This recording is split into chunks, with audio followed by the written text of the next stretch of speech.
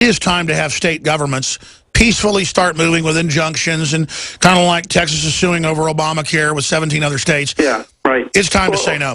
Or like I think we talked about in an earlier program, that they could have a constitutional convention where the states would hold it and keep everybody in D.C. out of it, and then modify the Constitution and operate from that basis. Is it fair to say we now have a rogue federal government? Yes. In my view, that's exactly what we have. Yeah, it's like you come back from being on vacation and your employees have changed the locks. They're telling you that it's their business, their house, and they have no legal standing, but they got a bunch of guns. Yep. And they're just staring at us, telling us we're terrorists, and then we don't confront them. We go home and try to figure out how to be peaceful, and then they send a SWAT team to our home and get us out of the shower. That's right. Yeah, that's right. That's what happened to you. I mean, it's just it's craziness. And yes, you know, it is. Now John Corzine and Goldman Sachs can take billions out of bank accounts and not give it back, and MF Global, and nobody gets in trouble. I mean, it's just we're in trouble, people. They are out of control.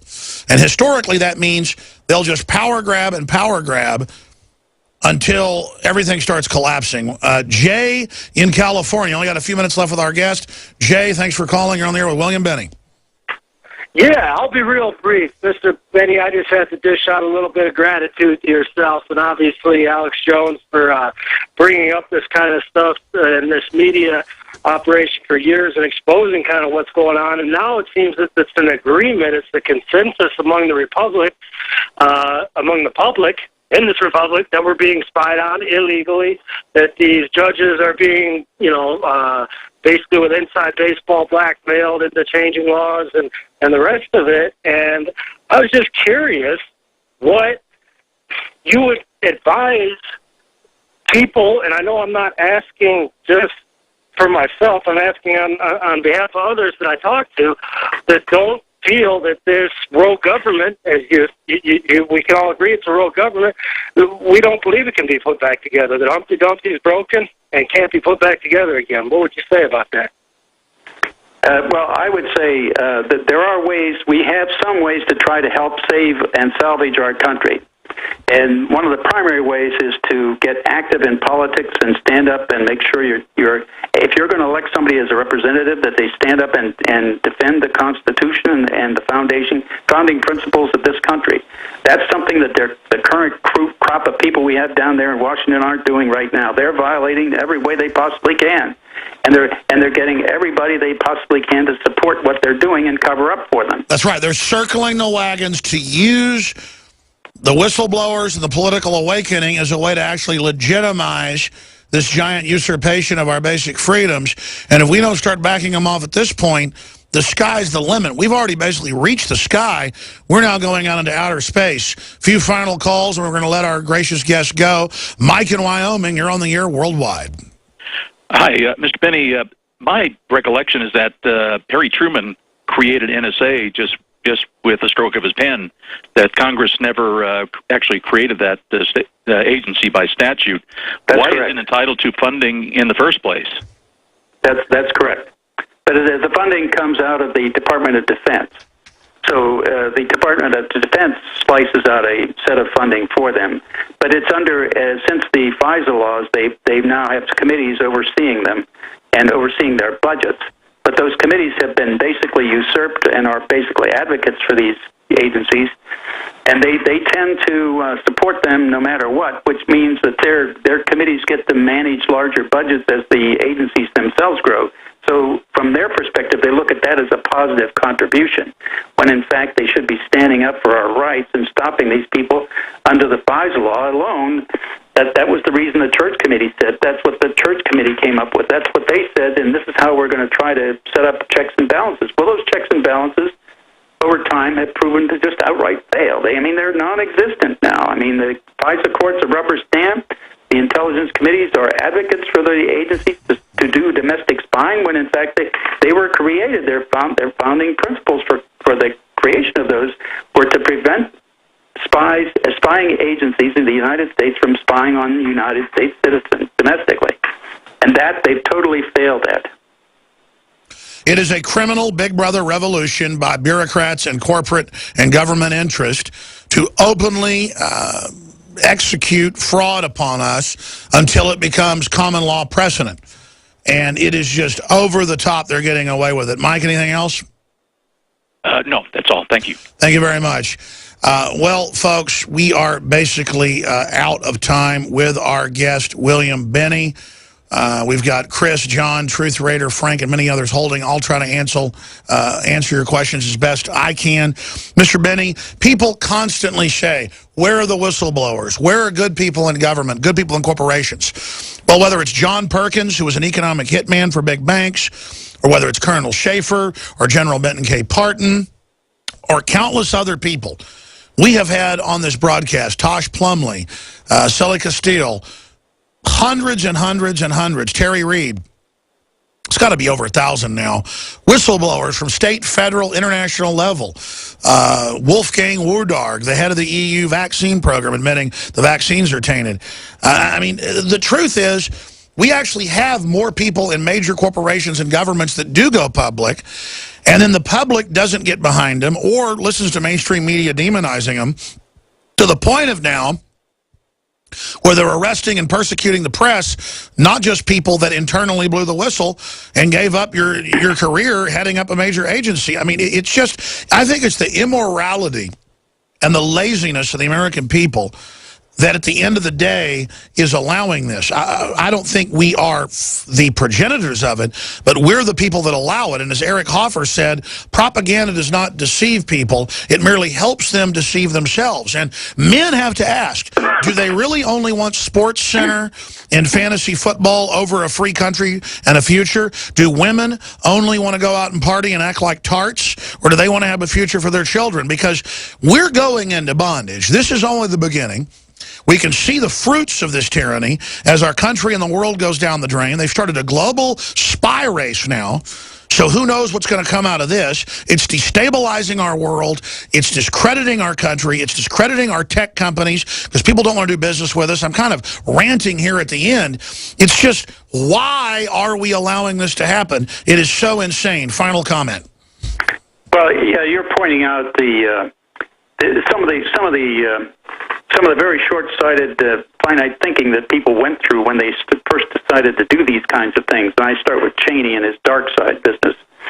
Instead of focusing on doing the intelligence business and the military business in a focused, disciplined way, he went on a scatter approach. Let's go after everything and do everything we possibly can to ensure we get information. Well, I mean, it's been shown for a long time by any numbers of studies and examples, testimony from various people that torture doesn't work, and if you torture people, they'll tell you anything you want them to tell you. And so what that means is you need to do a disciplined approach, and I think the FBI had at one point anyway, they were thinking that torture was not the way to go either, and that there were other ways to get information and get it reliably. And then certainly we knew from the SIGINT business that was true, and they went down a very bad path there. They went down a very bad path everywhere. I think the dark side is just the bad path. That's all. Well, sir, you are a modern hero. You have gone through hell, lost your lucrative job, done so many other things to warn us. You raised the alarm as a modern Paul Revere, and now it's up to us to try to carry the ball. But I appreciate you working so hard and still going through the persecution. I hope you write a book. Now we know about all the illegal spying, but just write a book about your experiences. They can't stop you from writing about the persecution you've gone through. Really, I see it as a modern jungle. Just like the jungle exposed child labor and the Rockefeller factories, I think your book or another big whistleblower book, not so much getting into the spying even, but just the response to it could be made into a film, you name it, and things like that will turn around our society. William Binney, thank you so much. Yeah, thank you for having me. All right, folks, there he goes, an amazing individual. And there's so many of them, and I'll tell you what's humbling about my broadcast. I get to talk to people like that every day, and I get to talk to you. 230 million children live in countries and areas riven by armed conflicts. And this is the UN that goes around sterilizing people, goes around engaging in massacres, goes around destabilizing. But every time you're at the shopping mall or something, if a woman looks like she's a model, she's wearing a UNICEF shirt. Because that's what models do. Miss America, what do you want to do? I want to help UNICEF help the children. It's like give your money to the Red Cross and half of it goes to gun control, basically. I'm not against you if you ever helped the Red Cross. What you did was good, but the organization itself is a globalist crime syndicate, in my opinion. Same thing with United Way. But the UN makes them all look like angels. And it says they've been orphaned, kidnapped, tortured, recruited, raped, and even sold as slaves. The same New York Times 2 years ago admitted that the UN in the Congo was going in and killing whole villages of people that wouldn't leave their own ancestral land because they had promised it as a carbon sink under the UN. Oh, you can have mines over here for big corporations, but there has to be an offset now. This land can't have people on it, so we're going to force you off. I mean, I remember it had to be like 1998. If somebody's got National Geographic you save, find it for me. It was like 98 because I covered it on air a bunch, maybe 99. It was articles about Burma and a couple of the places about UN buffer zones in those countries, and it showed UN troops, and it said they shoot anyone trying to come in, period. And how they'd run people off their ancestral lands there. I mean, I know that's on record they did that. The UN reportedly killed tens of thousands in Burma alone. But there it was in an article about how good it was, with liberals reading it. So, see, I see an article where the UN's trying to save the kids again. Remember, Prince Bernhard founded the World Wildlife Fund. The other cause celeb thing of every young college girl. He used it on record as a front, look it up, for running giant poaching operations in Africa. You know how much you can get for all that ivory and stuff, especially in China where they grind it up and eat it as a medicinal, for tiger claws and all the rest of it. Last time I heard, I think a tiger claw is something like $5,000 a gram or something ridiculous. The point is that it'd be like Count Dracula running a blood bank. It's just the USO. That's how you pronounce it, right? What's the group they set up during World War II where the celebrities go play for the troops? Yeah, great organization. Does a lot of great stuff. Bob Hope, whole 9 yards.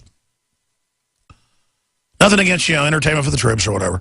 But it was founded by George Herbert Walker Bush, his dad, Prescott Bush, when he was about to be indicted by the McCormick-Dickstein Committee, basically, for being the main Nazi collaborator. So he comes out with a thing for the troops. That's the thing about knowing history, is that it's so frustrating. You see one article like this, and then it makes you think of all the stuff they're doing. And it's always irritating to see the very people involved in all this, evil, posing as the good guys. Here's another one on the New York Times. Bush and CIA ex-officials rebut torture report. The new Senate report, that's a whitewash, admits the torture. The Democrats are just trying to score some political points. That's why the CIA was spying on them illegally.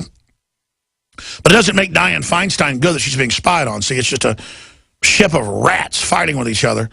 But the issue here is, back when they thought they had America eaten out of their hand, they admitted torture on television. Why, Jack Bauer tortured every night on 24. He was always right. He was a good guy. But they didn't torture somebody like, give us, you capture a code expert who knows how the German code works. Show us how this machine works. We're going to start chopping your fingers off. What really works is we're going to hunt your kids down in Germany and kill them. We've got hit teams inside your country right now if you don't tell us. That's bad enough, but that would work sometimes in an absolute emergency situation where you know what you're going after. And I'm against torture. But the claims that torture doesn't work, it's not really completely true. What it really works for, though, is false confessions and to flip people over to be double agents to do whatever you want. That's what torture is really all about. And it's what tyrants do, and upright countries don't do it. George Washington, if he caught his troops torturing, because the British troops would torture to get intel. He would hang you. Look it up.